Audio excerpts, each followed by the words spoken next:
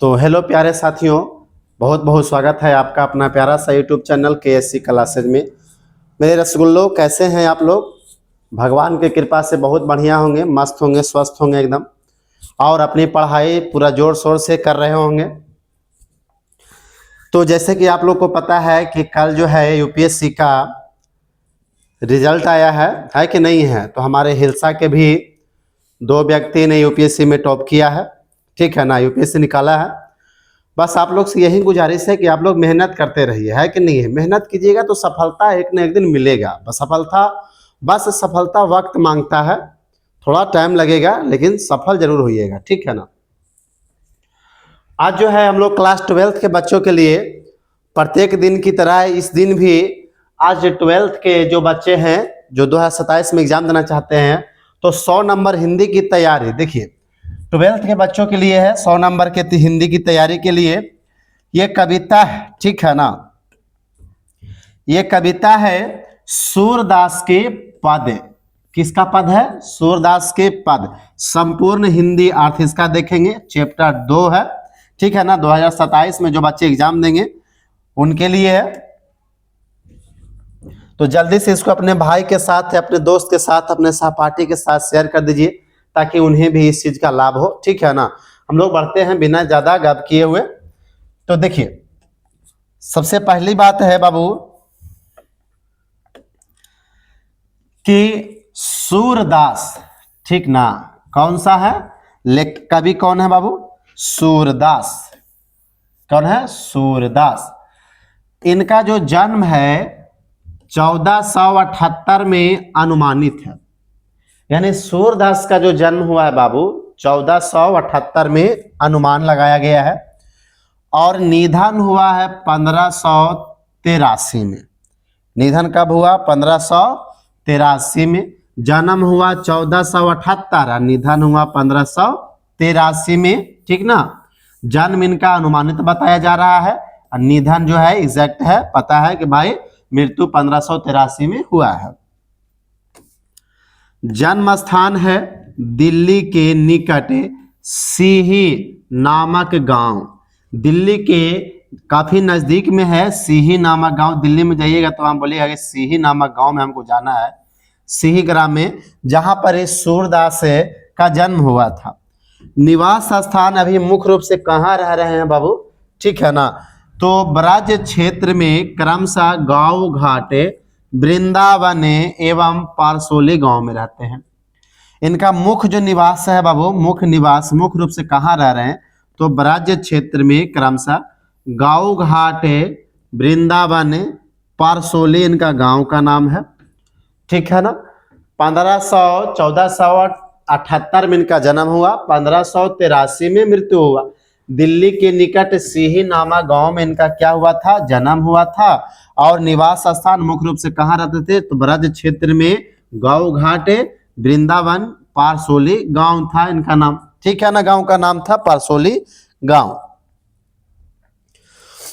आगे देखते हैं क्या कहता है। शिक्षा, ठीक है ना, यानी पढ़ाई, स्वाध्ययन द्वारा ज्ञान अर्जन, काव्य रचना एवं संगीत का विशद ज्ञान एवं अभ्यास से विशाल लोक ज्ञान। आप लोग ध्यान से देखिएगा बाबू, तो कह रहे हैं कवि के बारे में कहा जा रहा है कि स्वाध्याय द्वारा ज्ञान का अर्जन, यानी खुद पढ़कर, क्या करके? खुद पढ़ के ज्ञान अर्जन किए थे, ज्ञान का भंडार बनाए थे, ठीक ना। खुद पढ़ के, उनको किसी गुरु की आवश्यकता नहीं था, स्वयं अध्ययन किए थे। यहाँ तो 6 सब्जेक्ट पढ़ते हैं 12th का, 10th के बच्चा से 6 गो सब्जेक्ट पढ़ते हैं, और 6 गो गुरु रहते हैं, फिर भी बच्चा विद्वान नहीं होता, फिर भी उनको थोड़ा सा भी ज्ञान नहीं होता है। औपचारिक का ज्ञान तो बिल्कुल नहीं है, ठीक है ना। संस्कार तो ज्ञान खत्म ही हो गया है, ऐसा समझो। ये खुद से पढ़ के ज्ञान का अर्जन किए थे, ठीक है। इनको संगीत का भी बेहद ज्ञान था। देखिए, ये एक वाद्य यंत्र रखे हुए हैं, ठीक है ना। अब इसी से संगीत गाया करते थे। ऐसा कहा जाता है सूरदास बचपन से ही सुर थे, ठीक है ना। सुर का मतलब अंधा। और ये विशाल लोक ज्ञान, लोक ज्ञान का मतलब है लोगों में एक विशेष प्रकार के ज्ञान बता देना, जिसको कहते हैं भविष्यवाणी कर देना, ठीक ना। जैसे लोग हाथ देखकर बता देता है कि भाई आपको नौकरी लगेगा, आपको शादी ये होगा, आपकी 18 बेबियां होगी जिसमें 16 को भाग जाएगी, 2 गो रहेगी, है कि नहीं है। तो इस प्रकार से लोग कहता है ना कि भाई बाल बच्चे होंगे। तो लोग इनका विशेष लोक ज्ञान भी पता था, ठीक है। अभिरुचि किन किन चीजों में था? पर्यटन। अभिरुचि मतलब होता है इनका शौक है, किस किन चीजों में था, ठीक है ना। तो पर्यटन था यानी घूमना फिरना, सत्संग भगवान की भक्ति करना, कृष्ण की भक्ति एवं वैराग्य। स्वभाव से क्या थे? वैराग्य, साधु संत महात्मा थे एकदम। स्वभाव से साधु संत क्या थे? महात्मा थे। कौन कौन महात्मा थे बाबू? सूरदास। आगे देखिए दीक्षा गुरु कौन थे जिनसे दीक्षा लिए थे? महाप्रभु वल्लभाचार्य।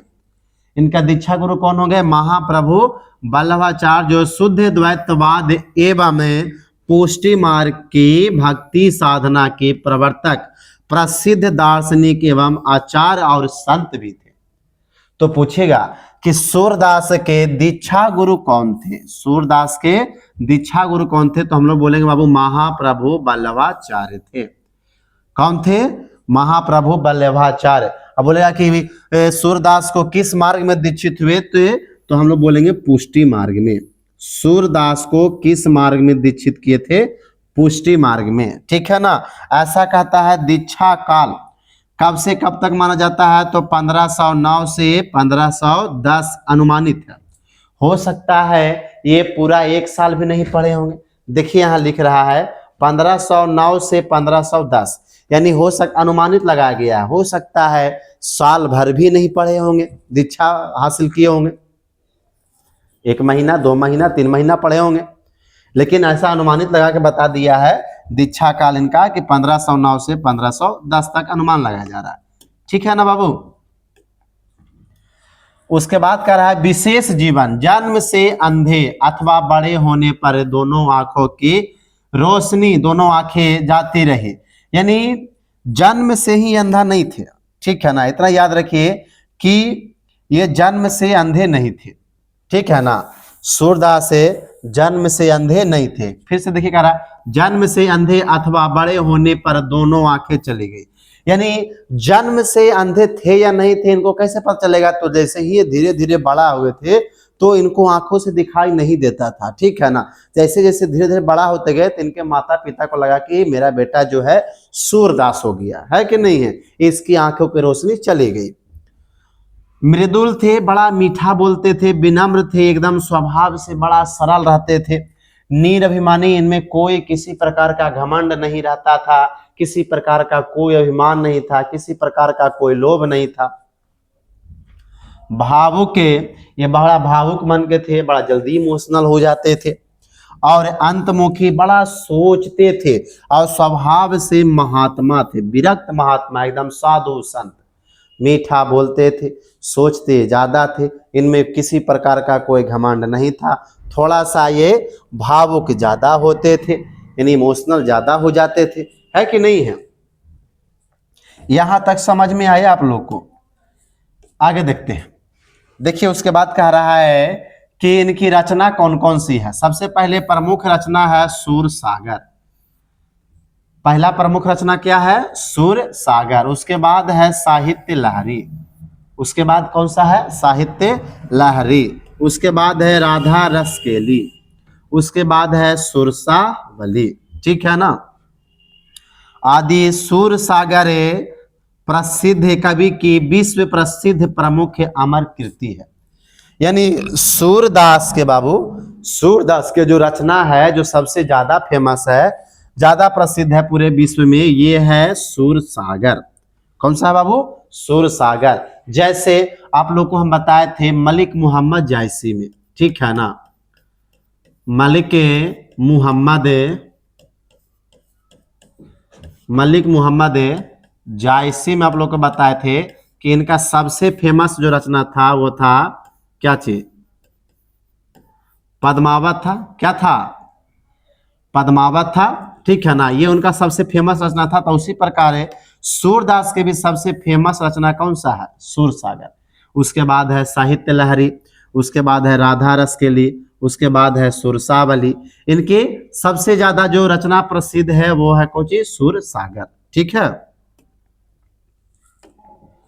आगे देखिए क्या कहता है, आधार है इनकी रचना श्रीमद् भागवत की पद्धति पर द्वंद्व स्कंधों में हुई है।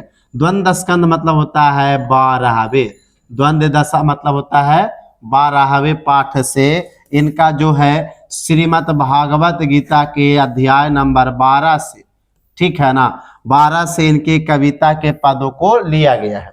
यानी इस कविता में सूरदास के जो पद है, ठीक है ना, जो भगवान कृष्ण की भक्ति करते हैं, और वह श्रीमद् भागवत गीता के 12वें अध्याय से लिया गया है, ठीक है ना।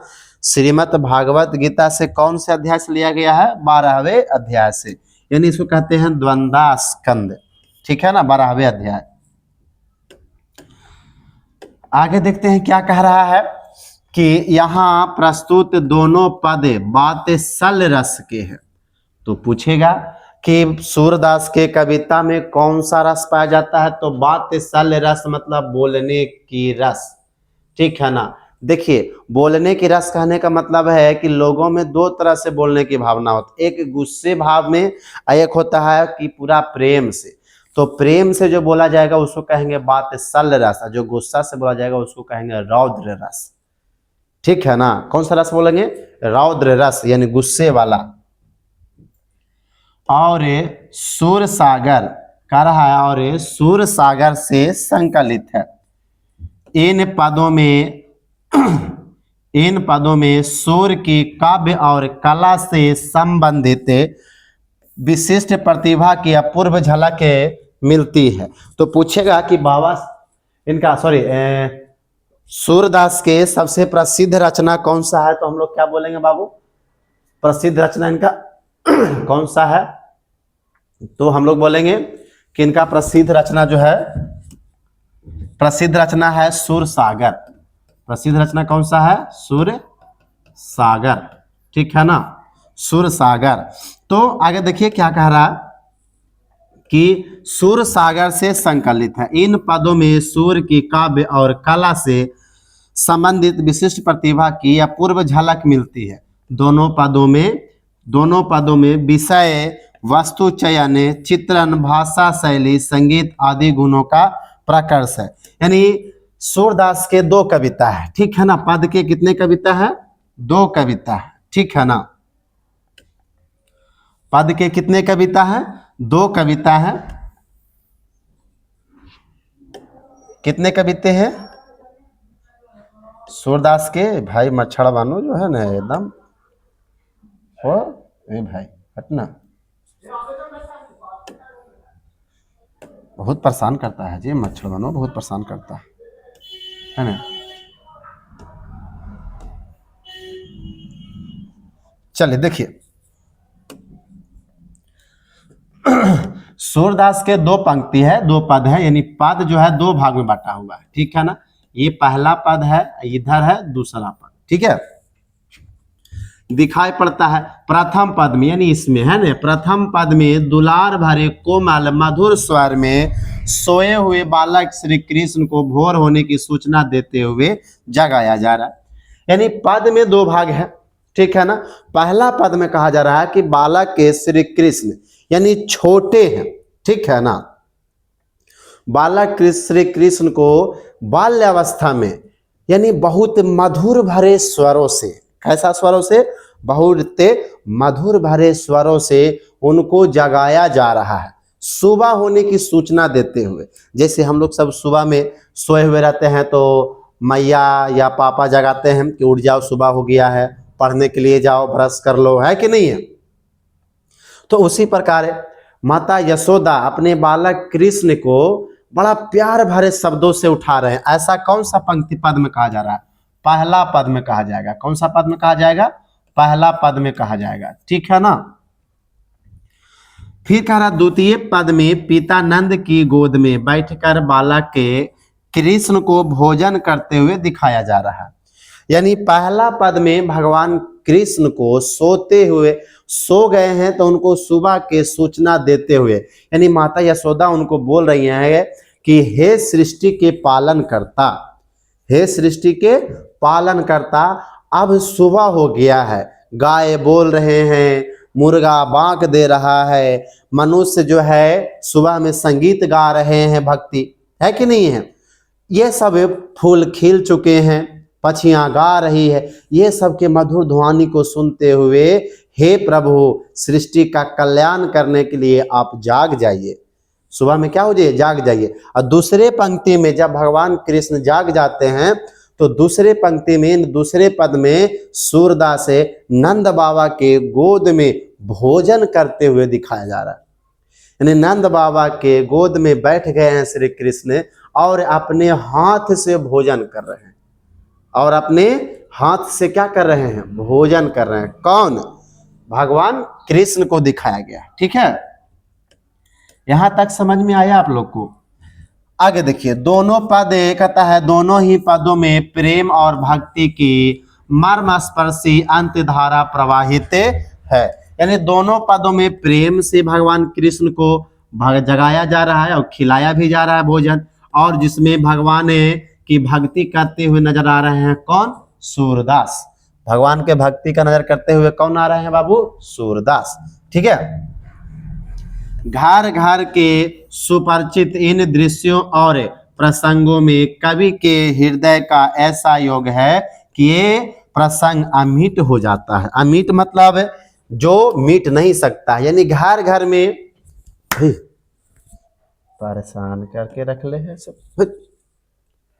देखिए, जिसके घर में छोटे छोटे से नन्हा मुन्ना बालक होगा, छोटा सा बालक, तो देखिएगा उसका जो खाने का जो तरीका रहता है, उसके सोने का तरीका, एक एक चीज जो है आपको बड़ा सुहाएगा, बहुत अच्छा लगेगा।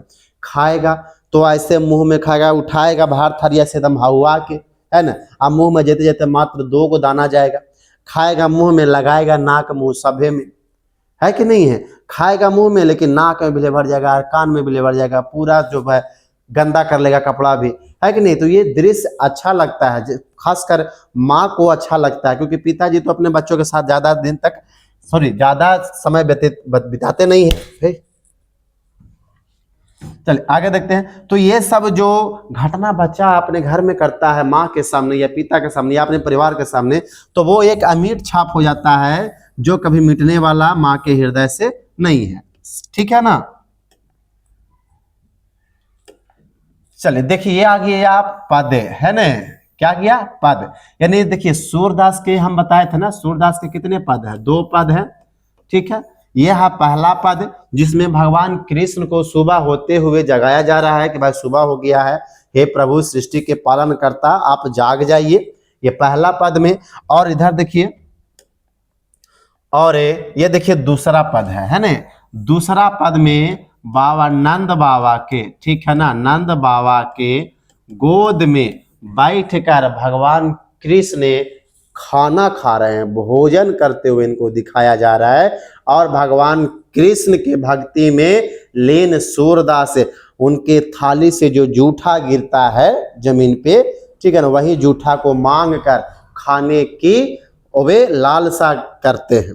ठीक है ना, कि हे प्रभु आपके थाली से जो गिर गया है जूठा वही मुझे उठाकर दे दीजिए, मैं उसी को खाकर संतुष्ट हो जाऊंगा, यानी संतृप्त हो जाऊंगा।